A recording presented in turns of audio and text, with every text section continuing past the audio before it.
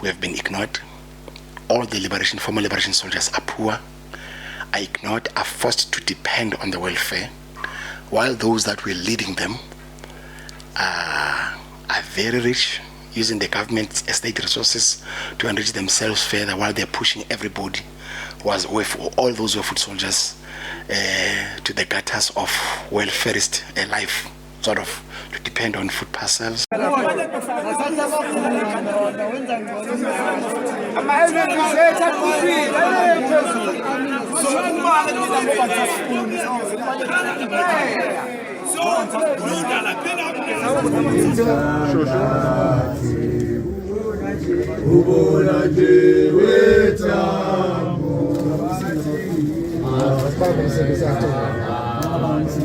We are not surprised at what is happening because we know what kind of people we are dealing with.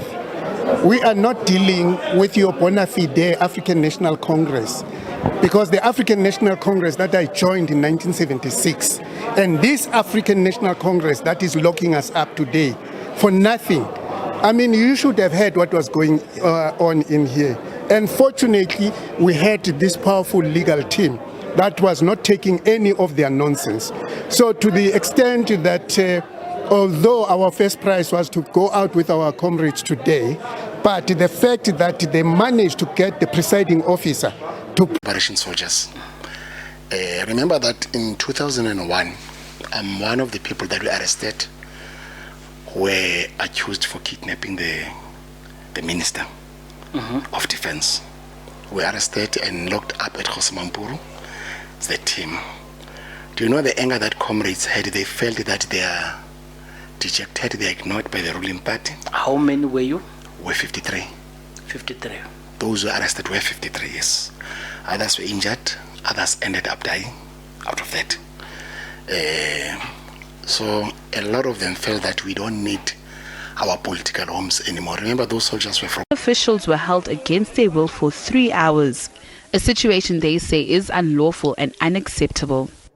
What we will not tolerate is deliberate acts of disregarding the rights of others, because that is criminal.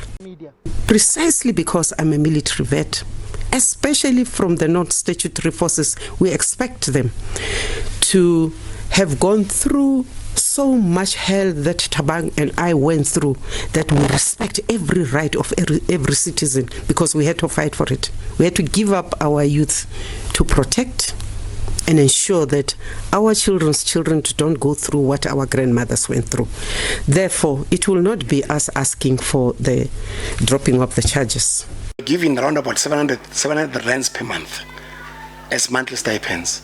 They were getting their salaries, their housing allowance, getting everything, had access to everything. We're only the ones who are locked in. Normally in such a situation... What does locked in mean? Sorry? We're locked up in the assembly areas. All of us, the guns were taken. When we entered the country, there were no guns, we had nothing. We're just moving targets sitting there. They were carrying the guns. They would come into our bases and abuse our own comrades and even beat them. We are not permanent. They were permanent. All the organizations are infiltrated. You get infiltration even outside in the camps. There were infiltrations. Even now you can see infiltration. At some stage you can't prove. You can see only the outcomes, like there is infiltration there.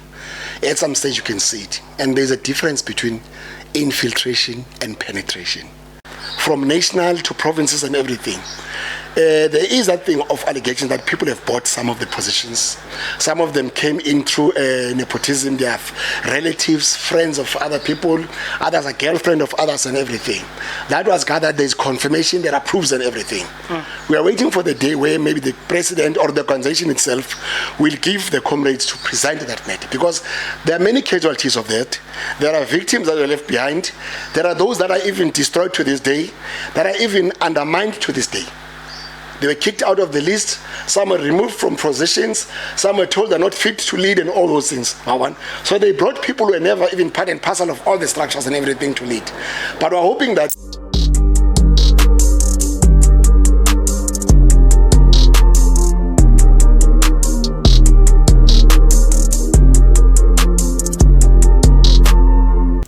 Machine politically incorrect. We finally were lucky to find Mzu to come to the podcast. We could not finish because we spoke on the phone the last time. Mzu, how are you? I'm fine, and you, sir? I'm fine. Please, man, politely just reintroduce yourself to our audience, and so we can start understanding your politics. Okay. Yeah, my name is Mzukisi, Ronyuza. I'm the member of MK Party. Gauteng province is my domain. My last destination is where I am now. Thank you. Thank you. So, Matata MK Mabaya. I don't even know where to start. Yes. Let's talk about the good things that were envisaged for MK Party, and you feel these things they are diral. So let's talk about what was planned, what we all thought MK is going to do, and those things are indeed happening. Then we'll talk about the impediments later. Yes. Yeah, on top of your head, just The anything. good things, I'll start with the good things. The first good thing was to have MK in our lives. That is the first one. Sure. MK brought a lot of hope to many people. MK, I'd say that even people that are outside it, they felt that we've got a new home. That has been the good thing that has been made by our president, Comrade Jacob Zuma, and those who worked with him in establishing MK. Remember that there are many, many people that were involved in this project at different levels, but unfortunately everyone says that I started. But remember that every person approached the old man saying that, old man, please, you are sacrificed, you are abused by the ANC. Why can't you start an organization? Or why can't you join us in other organizations? So, like for example, where I am now, I'm aware of some of the comrades that are not mentioned in the media that were part of the initiatives of going to Ubaba to talk to Ubaba. Please mention them. As early as around about 3 years back, Yeah. 4 years back, right? But those are comrades from the former liberation soldiers. Remember that in 2001, I'm one of the people that were arrested were accused for kidnapping the Minister of Defense. Were arrested and locked up at Khosamampuru. It's the team.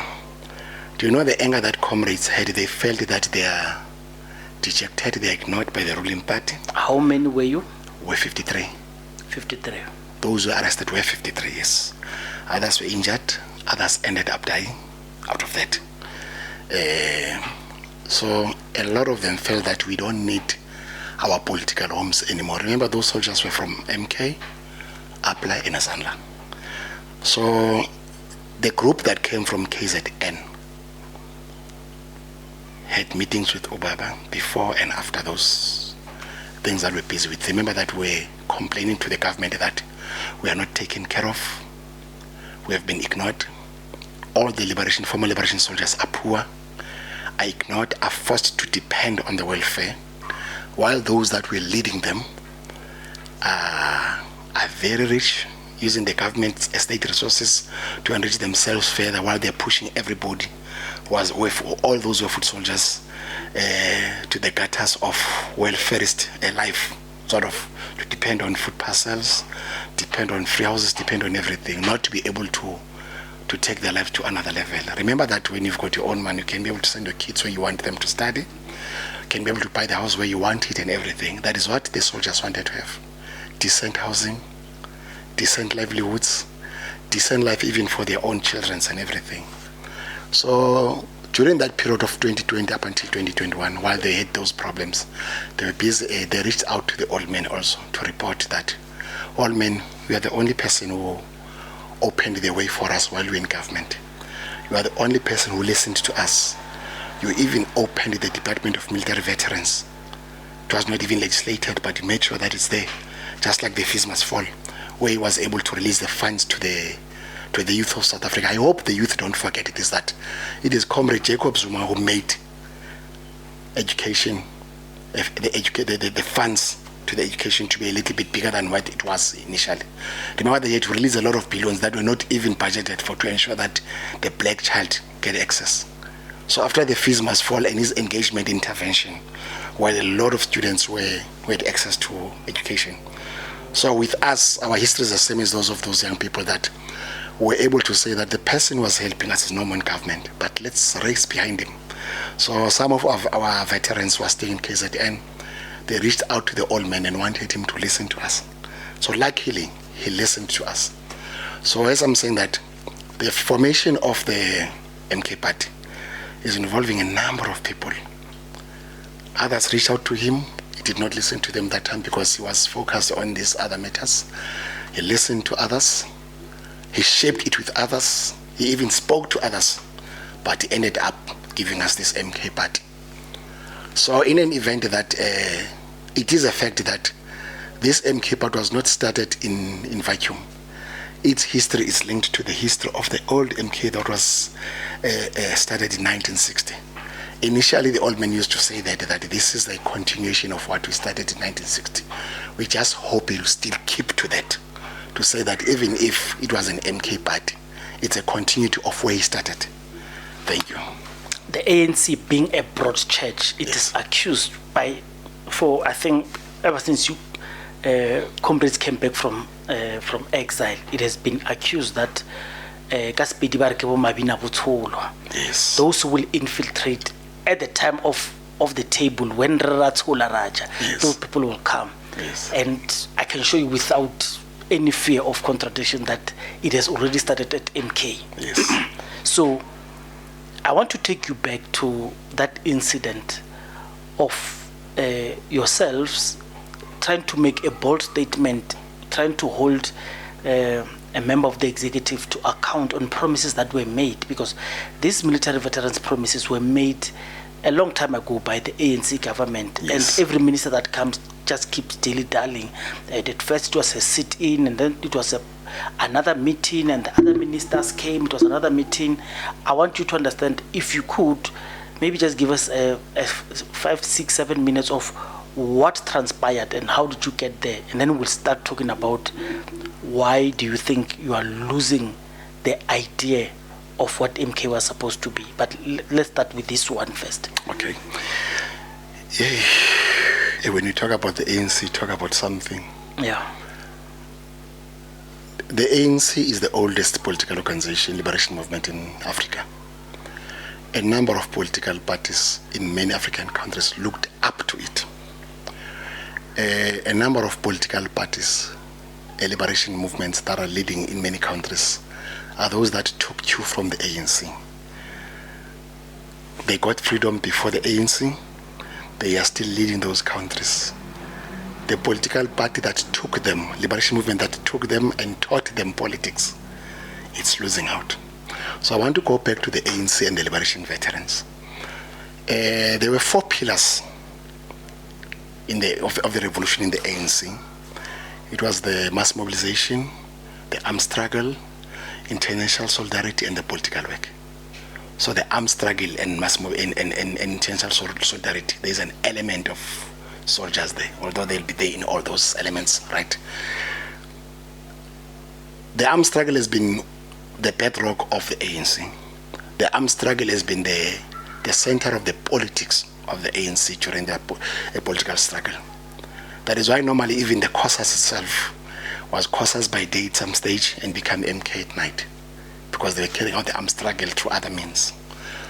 That is why mostly, all the time, the leaders of the ANC would be sent to party school, would be sent to the MK camps to ensure that when they go out there, they are well polished, they understand analysis, they understand politics. And remember that ANC, when it was incepted in its evolution, it became, its tools of analysis became Marxist-Leninist in character, although they don't say it. Unfortunately, along the way, the balance of forces within the ANC changed. Remember that a liberation movement, that is a broad church, as you said earlier on, it does not have one policy. You'll have many, many policies. There'll be communist, there'll be capitalist, socialist, and all these other things will be there. So normally you can't tell which way it will wake up. One day it will wake up capitalist, one day socialist, one day communist. So it depends on the sharpening of the balance or of the contradictions within it. So unfortunately, along the years, the the balance of forces tilted in favor of capitalists within the ANC. And they showed the brutality by ensuring that anyone who's left inclined is destroyed. And by the way, they say that the ANC, they say ANC is the disciplined force of the left. You become the disciplined force of the left, you are running the neoliberal and right-wing policies. That's a contradiction in itself. That is why, again, at some point, that when you take the liberation organization that is left-wing, so to say, you put a right-wing president who is pro-capitalist, you have totally changed the course of that organization. By the way, in the ANC, all the time and mostly, the character of the president of the ANC determines the direction of the ANC. Go to Oliver Tambo, go to Comrade Jacob Zuma, go to Thabo Mbeki, go to Comrade Cyril to Ramaphosa. You'll find that. So it was not even a mistake that the ANC tilted to the right-wing elements, to pro-capitalism, to neoliberal character. It is what was planned. And when you look, it might have been planned around about 1988, long before he came into government. By the time we took over through the ANC in 1994, the script started to change. The fact that there was a discussion in implementation of GEAR, which are macroeconomic policies, it was not a mistake. The fact that it was pushed by President Mandela, President Mbeki and others. Remember that there was a talk of the class project during that time, that the class project is taking over the ANC. So people like Comrade Jacob Zuma were on the other side, and COSATU at that time in the Communist Party, they were very much against what was happening. So if you can check that, the exodus that went out of the ANC, you'll find a number of comrades that were key in ensuring that the ANC is not taken away by pro-capitalist and neoliberal people within it. Unfortunately, this battle is very big. Capitalists are very much empowered. They've got money, they've got tools, they've got the global tentacles, they're connected outside. So if you fight them, you need to ensure that you're managed. You've got everything. So a lot of comrades that are coming from MK are veterans. A number of them, they are from the communist education, from the leftist politics. Even if they were there leading, but you could feel that you're talking to people that don't agree to what is happening. But unfortunately, some of them had to be converted to be right-wing in character. Some of those that were left-wing, when they fought, they were kicked out of the organization, deliberately or, yeah. I see you're not answering the question that I asked you, but it's fine. I'll proceed to the next question. You can repeat it. The question just was, rephrase it. Just simply put, explain the incident that happened where you were eventually said to be have held the minister or the ministers captive, and was it a sit-in? How many meetings did it take? And what promises do you think were broken for you to use what seemed to be a thank you. No, by the way, you know, maybe I took it very long because I wanted to link the character of the ANC resulted in what we have today as veterans. We marched to union buildings in 2020 as veterans from APLA, Azanla and MK. Nationally, we met with the president. We spoke with the president, by the way, through the phone. He was in another meeting, but he gave us a chance to speak to him, President Ramaphosa. He made promises that he listened to us. The challenges that we had was that our life were not getting any younger. We are getting poorer by the day. We are ignored by the ANC, the PAC, and the AZAPO. We are ignored by our own political organization, by our own former commanders. And those that are suffering were even kicked out even from the defense force. They were not protected. And what we noticed again is that the former apartheid soldiers who are in the defense force are getting seats, are getting more positions, are getting senior rankings and everything. That's exactly what I want you to speak about when I say, what exactly do you think was a broken promise? So those that were left who were Sandaf, when you guys came back, were they getting preferential treatment that you who came from outside did not get? Like, maybe quantify it for the benefit of our viewers to understand what was this, because anything we thought it was betrayal, but we could not pinpoint it. What was the issue? Thank you. During integration, remember that during the liberation phase when we took over, we're supposed to have an integration of all the armed forces. What happened is that we were locked into the assembly areas as former liberation armies. But there are other former apartheid armies who were not locked into that. We were given around about 700 rands per month as monthly stipends. They were getting their salaries, their housing allowance, getting everything, had access to everything. We were only the ones who were locked in. Normally in such a situation... What does locked in mean? Sorry? We were locked up in the assembly areas. All of us, the guns were taken. When we entered the country, there were no guns, we had nothing. We were just moving targets sitting there. They were carrying the guns. They would come into our bases and abuse our own comrades and even beat them. We were not permanent. They were permanent. During integration, we had to be interviewed individually. You defend your own rank. Most of them could not get their own ranks, right. But in a normal situation, I would say that I've got 13 generals, 75 captains, 55 corporals, 75. This is a number, I'll give you the names. But instead we're told that go there alone and defend yourself. I went there and tried to defend myself. I came out as a private. And I got training as an instructor. I got a number of trainings, military trainings and everything, but I came out as a private then. So basically, I'm more like a constable in the police force, right? We're sent to the bases. We're not. Oh, there was a mass exodus. We went out of assembly areas and complained to General Nyanda and to the then President Mandela. But unfortunately, our cries fell on deaf ears. So when we were integrated into the defense force, we had to come in there as short-term services. We're given a 2-year contract. While all the former apartheid armies, so TBVCs, Transkei, Venda, SADF, Apartheid, Ciskei, and what again, but TBVC states, all of them, the armies from those countries and those self-governing states and apartheid South Africa, they were permanent. They had housing subsidies. We had nothing. On the first 2 years, you'd get around about 1,200 rands a month. For first 2 years, you are temporary. Maybe let's suppose in one base, you are about 40. Let's say you are 200 in one base. On the second year, you have to prove yourself and be disciplined and buy faces and everything for you to pull through to get another 7 years. So if you are 1,000 in that base, when you have to review this midterm for the coming 7 years, you'll come in as 50 now instead of 100. Those other ones are coming in as with more increases, more increments and everything. You are standing there to negotiate your own next 7 years after 2 years. You go through all these rigorous, they make the HIV test, your what, and all those things, those humiliating things. Then you get another 7 years. In that 7 years again, you are 50. For you to get permanent, you can come in as 35 instead of 70 or 50. So you had to beg all the time. By the time you become permanent, you have been in the army for around about 12, if not 11 years. Those ones have got houses and everything. It's only now that you are able to buy your own house or get your own house. And within those periods, that first 2 years and that first 7 years, you are frustrated. You are the only ones who are ill-disciplined. You are the only ones who are seen to be lesser soldiers than everybody else, right? And one thing that happened is that the curriculum that was used by the SADF, it was not the curriculum that has been agreed to by all the armies. It was still favoring them.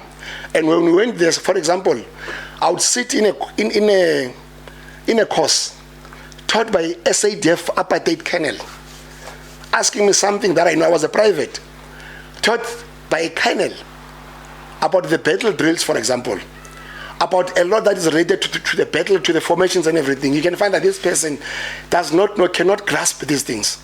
I've instructed these things in my own army, where I come from. I've lived some of these things. But they cannot do anything. We complained about this thing, but nobody listened. Unfortunately, that there were seniors leading even our own commanders during integration. So this integration was just a fallacy. This thing, you were taking grown men who are trained to render them as just apprentices for many years before you are actually absorbed into SANDF. Yes. This absorption actually never happened. You were just stipend beneficiaries. Yes. It was an absorption. It was not integration, and we felt it. And it was more like we were sent there to be punished by the former oppressors, because they wielded power even more than a sergeant of a white sergeant was wielding more power than a captain from our own former armies, the defense force. It was very, very serious. It was very painful. Some of our comrades ended up being arrested for a lot of cases deliberately. You know, white person, when they want to kick you out of a system, they'll give you a criminal record. Some of them went out, some of them ended in crime to support their families. For example, a person has been away from his home for a number of times or for a long time. By the time he comes back, he cannot provide anything. He's getting 1,500 a month. He's forced to do things that he never planned to do. You see?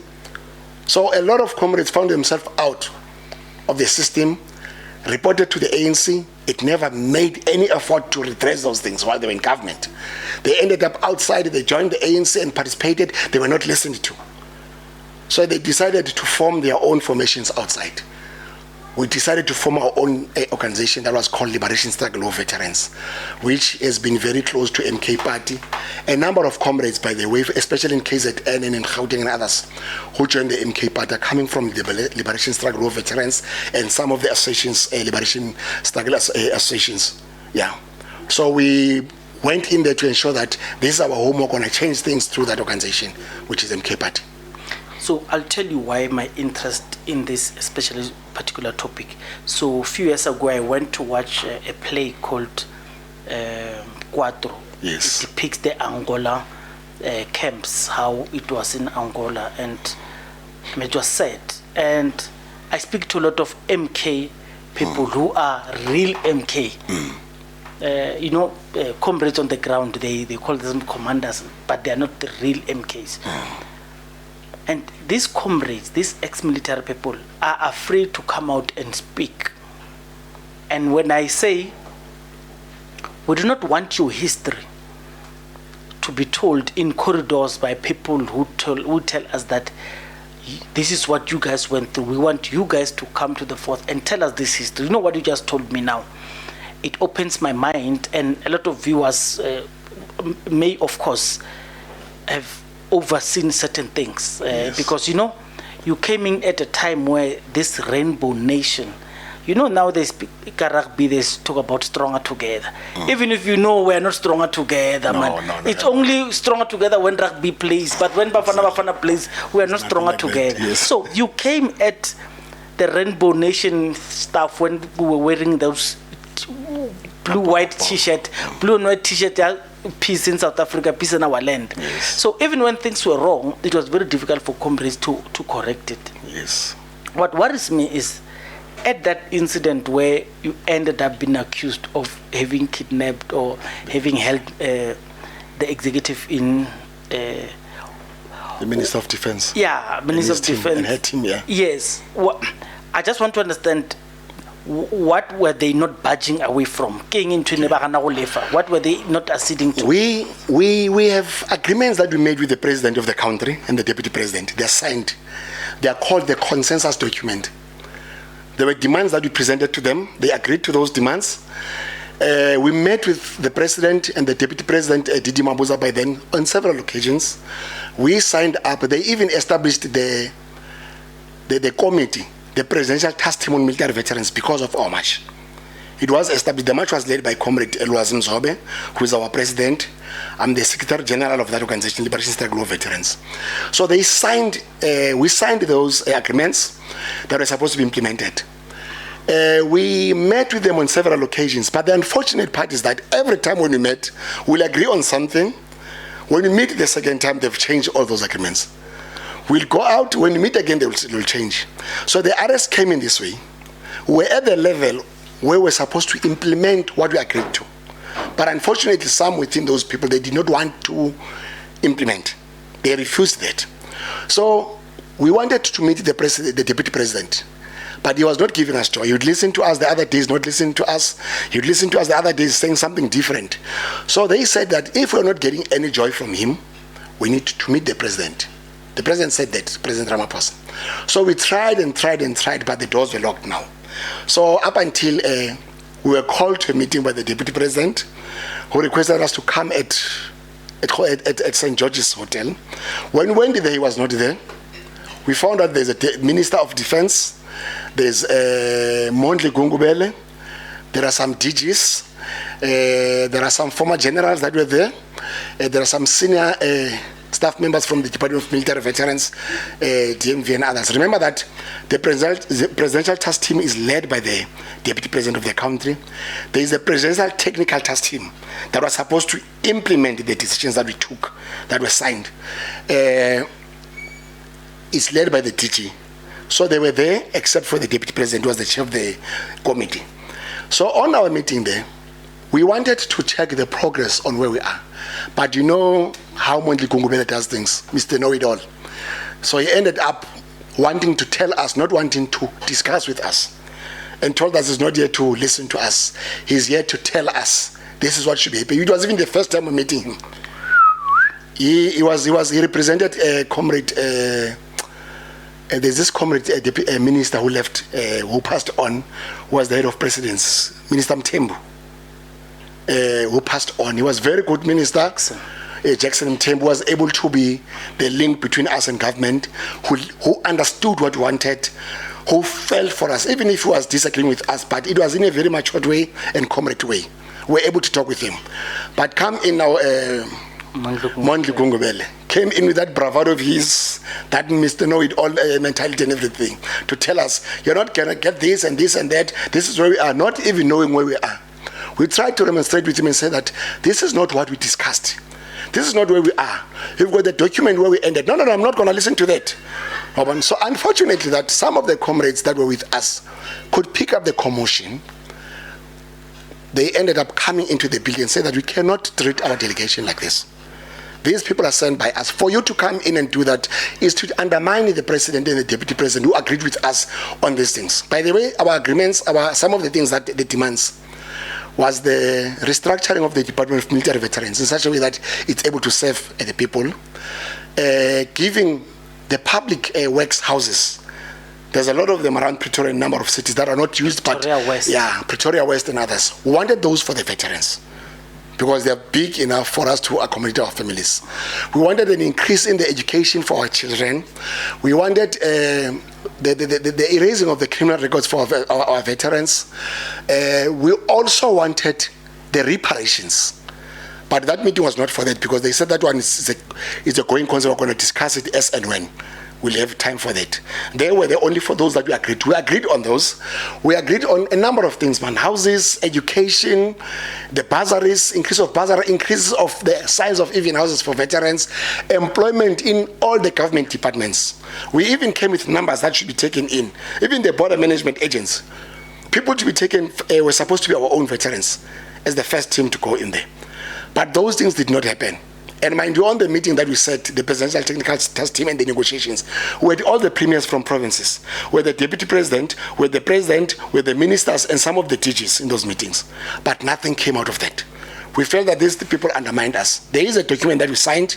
We presented it. We reported this to the Portfolio Committee on Defense. We presented it to the United Nations and a number of them. And we are not leaving this. We're going to take it up. We've had a lot of engagements. Like, for example, we're having a launch in KZN this coming weekend on the 17th, provincial launch of all the veterans. We'll be meeting there, charting the way forward for veterans, because we see that our matters are not going to go anywhere anyway if we're sitting down. So we're going to revive and revitalize our call for all the things that we demand, because we are not getting any younger. And we are getting more poorer by the day. We are getting ignored. We've got the GNUs now that we warned them about. When we're in the ANC, we said that very soon we're going to have a different political party that is going to arrest you, that is going to criminalize our revolutionary role in Mzabalazweni. It's going to happen, and it's going to come very soon. You'll see one day those people saying that we are changing the law. Whatever that was done by Chris Hani, we are changing it into a criminal activity. They'll be arresting the junior soldiers like ourselves, because they won't be there. Those people say that symbolically we're going to arrest you for all the so-called armed struggle activities. So we warned the ANC about that. We are still even telling our MK part that is going to come. We need to foresee that and deal with it before it comes. What you were negotiating seems to be a very sane and normal way of transitioning people who've lost their lives fighting for this country. And I don't know what was the reason advanced by government not to give you, besides delete a link? Because at some point we're reading from the newspapers, it seems as if they were agreeing with most of the things that you wanted, but when it's time to implement or honor them, there will be delays and, just typical bureaucracy. Yes. I just want to ask you, like I did, what gives you confidence that MK will take care of all of those issues? When Baba started MK, he said it's for everybody. Abafundisi, amakhosi, communities, amasoja wenkululeko, everybody. Even in his own approach when he was structuring the organization when it started, he made sure that the composition at all levels, we've got the community members, we've got amakhosi, we've got the church people, we've got the veterans. That it has been like that. So we saw hope that just for once, we're able to see that we can point people that are able to relate to us at different levels of the organization. That is why we still have hope for that. This is going to remain like that. Because we could see that this is our home and this is what we're prepared to fight and die for, this organization. Because our only hope. We're not changing from that. Yes. If I say MK is infiltrated as we speak, will I be accurate? You are not wrong. All the organizations are infiltrated. You get infiltration even outside in the camps. There were infiltrations. Even now you can see infiltration. At some stage you can't prove. You can see only the outcomes, that there is infiltration there. At some stage you can see it. And there's a difference between infiltration and penetration. The type of infiltration that you have might be bordering around penetration at some stage. But unfortunately you cannot prove it. But once you have an organization that has got its clear directive that has been set, whether in documents, whether in the form of statements from the president, whether in the form of its own, because organizations have got tradition that they follow. You follow the tradition of the organization, you follow the constitution, or you follow the talks of the leader. So once the organization will veer away from those and boldly from people that will be bold and say that we are not going to follow 1, 2, 3, you ask yourself, where do they get the power to do that?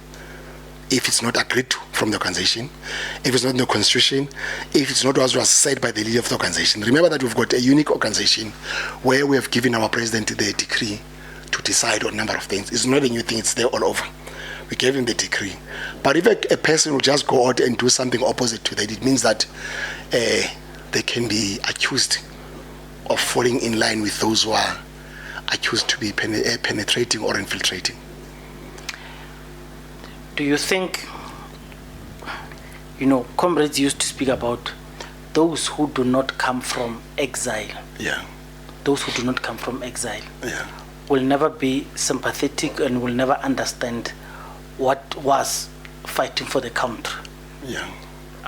They always say so, and it has bordered on the line of exile is the only political credential these people are bringing, because right now we are educated. Yes. So this divide, I'm seeing it now at MK, when new cadres are being roped in to be parachuted into MK, versus those ground forces that they call themselves, that they voted and they participated in MK before election. Now they are being overtook by other people.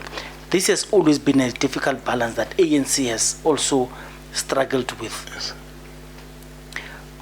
Where to from here? Because it's very difficult to find. I know a lot of comrades who fought in the struggle, fought in various ways, who sacrificed a lot, their families and stuff, who are not enjoying the fruit of this democracy in terms of being rich. People just came out of nowhere and then they are rich. What's the sentiment around military veterans that you talk to, especially those who are in destitute? Okay. Let me start by what you said about people that are coming in from outside. You use the name parachuting. I don't want to use it. I use it debarrack. Yeah. I don't want to jigga. I use it. Let me quote from the statements, Gababa, because I've been in a number of events where Comrade Jacob Zuma has been presenting to say that ababuya kwezinye inhlangano bangacabanga ukuthi bazoza nezihlalo zabo bazoba phezulu. Bazoqala emuva njengamuntu wonke. That is what Baba said. bazoqala emuva njengamuntu wonke. Right? So we are expecting that it should be like that. But at the same time, in instances where he sees that other people are fit to be able to be put in strategic positions, we trust his analysis, hoping that it won't along the way catch up with us. But we trust his views, we trust his words. Like we're saying that we follow from the words that he spoke. So we clung to what he said, that abavela somewhere bazozemova. So nathi sibambe lapho ukuthi we want to cling to the say that ubaba said yena mova. But unbeknown to us along the way that there was the easing of springs, he said that no, let us have exceptional cases. So he's using that freedom of his to use the exceptional case and say that that person is an asset to the organization. Let's use it, put him there. But along the way, the veterans, the military veterans, when I talk of military veterans, I don't separate between those who are from exile and those who are from inside and everything. I normally say all are veterans. Remember that anyone who went outside in exile was prepared from within the country, was participating within, he had to be sent outside to be empowered more in terms of armed struggle, politics, to come back and be a catalyst to the revolution, right? So with that little lack of being able to go to the camps outside, and when we came back, we belong with the communities. So the role of the armed struggle was inside the country. So the fighting that we say that we normally say that we have all fought at different levels through different ways. So but the unfortunate part is that people that left the country, they ceased to be themselves. They had to cut their familial ties and lost a lot along the way, psychological impact and everything. And there are those again inside the country who were relocated from their own homes. There's a comrade who left for 5 years from his townships. He came in on the 8th year, by the way, for 8 years. He could not come because he was harassed by the police and everything. So it's not different from the comrade who left the country. So I'm saying that those are the comrades who said that this is our hope, this is our ANC, this is our MK party, this is our MK party, we look up to it. So now the thing that we're having is that we just hope that the old man, Babu Chekutsuma, that when we go through this path, there'll be people that will be mindful of this politics, mindful of this hatefulness, mindful of this path that we have traveled, mindful of the anger that we have acquired along the way, mindful of the stones that we have traversed over. Because we have noticed that we find some of the people who don't care about those things, where they say that we are here, so what, and everything. We have said we are going to defend this organization. By hook or crook, we said that we'll make sure that we protect it by all means. We are still on that. I'm one of those who have said that we are not going to allow a situation where the organization, which is a liberation organization, is a liberation organization, it's a revolutionary organization, it's an organization that derives its existence from the armed struggle. We are MK members, former MK soldiers in our own MK party, with our own comrades, our own people, and the whole country. So it cannot be that we can be ignored in our own organization. It cannot be that we can be neglected in our own organization. It's either somebody somewhere does not understand where we come from with it. But if it can come from Ubaba, we can be disappointed. It does not come from him yet. But if it can come from him, we can be very, very disappointed as soldiers of the organization. But for now, we still believe in him. He has given us audience 3 to 4 times and listened to our cries, hoping that they'll be resolved, because no action has yet been taken on the challenges that we raised as veterans, hoping that maybe along the way they will be addressed so that we find MK party homely for us and everybody. I had the privilege of speaking to Comrade Lindy Wesisulu. She says she was trained like men. She went and received training. So there's nothing that says a woman can be a leader, whether a president. We're referring to a stint, an attempt to become the ANC president, because she took it on. MK looks a very masculine organization that consists of men who fought at the forefront. MK, Mkhonto Wesizwe, Lirumo Chaba. So it's like more military, and that somehow, maybe at the back of my mind, maybe women are afraid to participate. This is just me. And that's why you are struggling to have leaders, female leaders on top. Just for you, maybe talk about the Sisulu family if you could, and then maybe just explain why is it most women are not seen at prominent positions. Okay. Let me start about strong organizations. Yes. Just do your own study. All over the world, the communist parties, all over the country, all over the world, they have been deliberately militaristic and rigid. There was a purpose for that. If you can check, there's a lot of discipline in communist parties. So I don't want to say because of the MK party is militaristic in character, it will just frighten away females and everything. People like Comrade Sisulu, I don't think they look at themselves as women. They look at themselves as leaders, as commanders. She's one of my favorite leaders, by the way. Very strong. She has a backbone, very forthright, and she knows what she wants. She's, by the way, she's from the family of. Her family is the only family in the whole world that has had many political prisoners in the whole world. They were even in the Guinness Book of Records. His father was a commissar, the first commissar of Umkhonto Wesizwe, but he was never celebrated in the ANC. That family has never been fully honored in the ANC. That is why MK, no matter when he talks and talks, it wants to own him, own her legacy, her family's legacy and everything. So the issue of women, people like her are still an asset to this organization, hoping that one day they'll come and join us. There are some of the people who speak in the MK party. We still point to and say that just like Mama Sisulu, Albertina Sisulu, just like Sislindwe Sisulu, just like Mama Dorota Mana, just like Dorothy Nyembe, those are people that I believe if they were alive, they would be joining MK party. And by the way, we have a lot of women that are leading the MK party. In the National High Command, we've got a few female comrades, but when you look at their profiles and the role that they are playing, it's not just a small role. We've got the leaders within us as well, in the Women's League and in the Mother Board who are leading. I won't say they were elected or they were brought in because they're women, and I won't also say that some were elected where they are because they were males. We said the leaders would be appointed, and they were appointed as leaders. Maybe at the right time you can define and say that let's put the gender question and say that women first and everything. But individual and personal, I feel that we normally defeat ourselves by wanting to confine people to genders, to stratas and everything.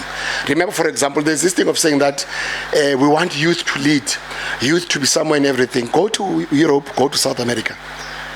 You find a president who's 38 years of age. You find a cabinet member who's 27 years of age. He was not elected there because he was a youth. He was elected because he was a leader, was capable, who challenged, who became a fish in the ocean, you see. So in any event, you'll say that let's put people there as endangered species. They'll relax and say that we'll wait for the time, then stop again. Once you say, please go in there, participate in the structures, they'll be able to see that normal, we fit there, rather than saying that this is only in the Siaboma Masofago. So I'm of that notion, personally, say that let everybody organization and be seen by their skills and capabilities. And there's this wrong notion of saying that Mobegu is better, knows better than another. Abu Mama Bazi as about deputize. So it's about time that we empower everyone. But I don't want us to talk of empowerment through the prism of the ANC or of government, because we normally use that in the MK and say that mistakenly so and say that Sifuni gender 50-50, gender what. Those are not our politics. We should shape our own narrative on the gender question, our own narrative on the youth question, so that when we speak it, we don't take it from the way the ANC has been doing it, because it has not even served them for that matter. Yes. The storm is here. It's raining, and I know you need to run. What is it that maybe you would have came with that you wish to maybe give perspective on, that you think I've not asked you want to share with the audience in closing? You know, there's one thing that I want to say to the audience and our members, that let us know and respect that this is a time for a new revolution. This is a time that we need to push for a new republic. That new republic will be seen through the eyes of the MK party. Let us make sure that in each and every corner where we go, we revolutionize everybody. Everybody must see MK as his own political home. Let us make sure that all the structures of MK party that are there are playing the meaningful role in ensuring that they foster unity. Factionalism does not build an organization. Divisions don't build an organization. The use and abuse of money to buy influence does not build an organization. People that are there for their own individual interest must be identified, shamed, isolated, and be shamed away from the organization. I know that there are people that when they are wielding power or they've got access to funds, when we follow them, you think that you're at the right time. When they're falling out, then you think that, no, I'm going to the next person and say that, no, talk truth to power. Even if you are not having money in your own pocket, even if you are not having anything, be a revolutionary. Revolutionaries are judged by talking truth to power. Revolutionaries are judged by keeping to their weight. Revolutionaries are judged by being open, even if it's sour, even if it's not sweet. You should talk things out. Even if you meet with the president of the organization, you talk things that you think are not okay. People are going to, they might hate you, but they will respect you. I know there are people that are sitting there knowing that, hey, manje kunama problem ku-MK part, I mean ngizohamba nalona because ngiyabona ngathi uzophatha, or ngihamba nalona mhlawumbe, because there are others that wrote to some of the national leaders and said that, leader, please, Mina, I think I'm better than those ones who are shouting like this. I'm better than those ones who normally do this and that. Please listen to me. That is not how things are done in the organization. You go to the public, you go to the membership, you raise your issues, you talk to your leaders so that they understand you. So there are challenges in MK party, a lot of them, make no mistake. MK party is a new organization. MK party, like I said last week, that if we can be strong on the political education, MK party can be united. There should be compulsory political education for all the leaders of the organization. If it's there, I know that you'll have a glue that is cementing and combining everybody. You'll never, ever, ever build a very strong MK party if you don't invest too much on political education. MK party is growing very fast, very quick. It's attracting many people. Some of them even forget. They bring traditions from their own organizations, from the ANC, Patriotic Alliance, Freedom Front, Economic Freedom Front, and all those organizations. When they come in, they want to behave the way they were in those organizations. And they don't even care what you say to them. If ever I'm the convener of the region, for example, I'll say that I'm from EFF or from ANC, I'll say that, no, sense is in Toganji. Only to find that that's not how they are done in MK. So with a clear political education, we can be able to say that this is how things are done. And once you are politically matured, you find factions not interesting. You find patronage not interesting. You can't even be bought for that matter. It's not simple to buy a person whose motivation in politics is politics and ideology. But once a person has been motivated by positions, by money and everything, you can simply buy that person. Yes. Let me allow you to live with people being bought. Kumalo says, that's Jabulani Kumalo, he says MK has been allowed for people to buy their positions. They give certain leaders money so they can retain certain positions. In particular, speaking about those comrades who were paying money to parliament, now it's been taken. Does that exist? And according to you, if it's proven that people were taking their own money, putting into people's bank accounts, personal bank accounts, not the MK party, what then should happen? Do you think a new memorandum must be written to explain that don't give anyone money, only use these sources, and what should happen generally in closing? I'm one person who mainly believes in discipline. I'm a former soldier. Yeah, and I instill it when given time. Sure. But I listen where there's a need to educate people. I happened to be to meet with the comrades from the Peace and Stability of the organization, who were the custodians of the organization, of discipline, of guarding against those maladies that are happening in all the organizations. Those comrades did a lot of work. They were on the ground during the election season and after elections, national elections. they gathered a lot of information around what you've just asked. Buying of positions, buying of influence. They've got a lot of information that we would have liked that the president can have access to it. We just hope that one day the president will give them the chance, because they tried, apparently they failed to get audience with the president to present what they gathered from national to provinces and everything. There is that thing of allegations that people have bought some of the positions. Some of them came in through nepotism. They have relatives, friends of other people. Others are girlfriend of others and everything. That was gathered. There's confirmation. There are proofs and everything. We are waiting for the day where maybe the president or the organization itself will give the comrades to present that matter, because there are many casualties of that. There are victims that are left behind. There are those that are even destroyed to this day, that are even undermined to this day. They were kicked out of the list. Some were removed from positions. Some were told they're not fit to lead and all those things. So they brought people who were never even part and parcel of all the structures and everything to lead. But we're hoping that now where we are, there'll be systems that are going to be tightened. There is a constitution. Even that time we had systems, but people were able to wiggle out of those. Remember, the president said that we're not going to launch because people buy positions. We are not going to have permanent structures because people buy influence and everything. But unfortunately, those who are mastering that, they did it. Even if we're not registered and everything, we've not launched. So we're saying that a revolutionary organization must be strict. There are things that should be non-negotiables. If you're found to have done that, you must be kicked out. If it was our own country, we'll take you to firing squad, for example, and say that we are addressing this. But there is a lot of problems that are there. Unfortunately, that I can't betray the organization and talk of specifics here. Maybe the right people that can, at a certain level, can be able to get that information. But I can safely tell you that a lot of wrong things have happened, and they were confined to few people, which the organization knows who are those people and everything. But if they're not addressed, or those people have messed up, are not reaching out to their victims, I see a lot of problems happening years down the line. Because all the victims are not happy. They're sitting down there watching. Thank you very much. Machine Political Incorrect has been a long one. We decided to make it a very short one because it's running out of time. And apologies for holding you. Thank you very much, Itada.